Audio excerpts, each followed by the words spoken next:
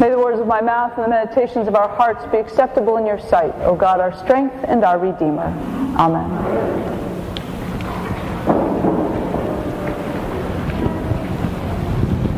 Over the years, I've been asked several times if there are any Episcopal saints.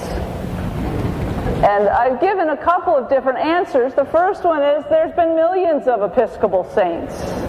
And in fact, we're getting ready to make another Episcopal saint this morning when we baptize Ava.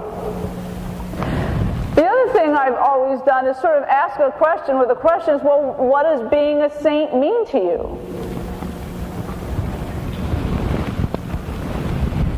Who really knows what a saint is? Over my life, my idea of what a saint is has really changed. I got a book as a gift when I was a kid called The Lives of the Saints. This was supposed to encourage me to do good works and to emulate those who are high and holy.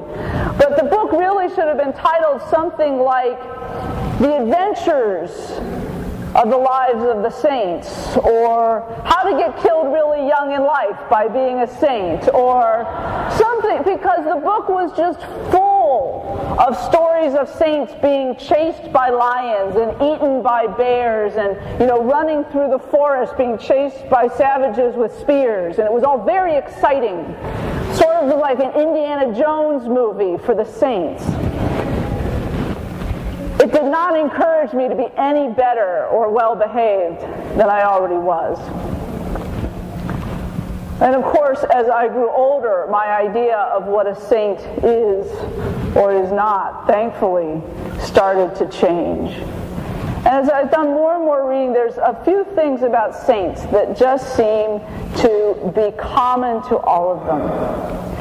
The first is that everyone that we would lift up and call a saint has at some point in his or her life, in some way, experienced some sort of poverty.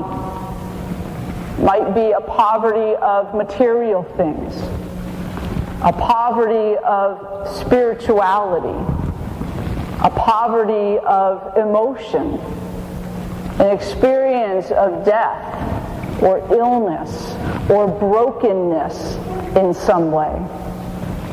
And it was that experience of poverty, that experience of being broken open in some way, that allowed God's Spirit in. Because if we read a lot of the lives of the saints, the real lives of the saints, a lot of them were people in their early lives that we really would not want to emulate very much. People who were warriors and killed. People who took advantage. People who lived extravagant lives. And something happened to them that changed them forever. Something happened that broke them open, changed their lives, and they could not go back to being the person that they had been before. God's light, God's Spirit found their way into their body and their life and their soul. And in doing so, their lives were turned in a different direction. And in that breaking, in that Spirit entering in, they didn't heal all the way. A bit of that brokenness remained. And it was that brokenness that allowed God then to shine back out. Allowed God to be seen in the life and action of the people that we would call saints. In spite of the fact that God was shining out through these people, men, women, long ago, more current, one thing that also was a theme for me through many of them is that they were not necessarily extraordinary people, nor did they suddenly become high and holy in that brokenness. One of my favorite saints, Episcopal saints, is Philander Chase. Now, Philander Chase was the founder of my alma mater, Kenyon College, which is why he's one of my favorites, and we sing about him in our college songs.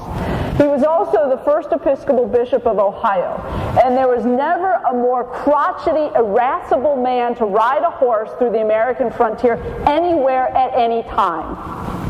He fought with everybody. And people would say, oh God, here comes Philander Chase again. Hide your gold. He's going to ask you for money. That daggone college of his, he just can't let go of it. Not a particularly spiritual, or we would think God-filled man.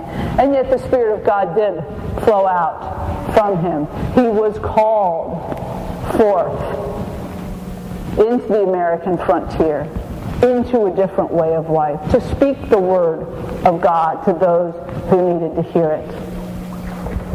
The same was true for Jonathan Daniels, who was a seminarian at Episcopal Divinity School in Cambridge and felt called by God to Selma to sign up black voters. And in doing so was killed. And he was about 24 years old.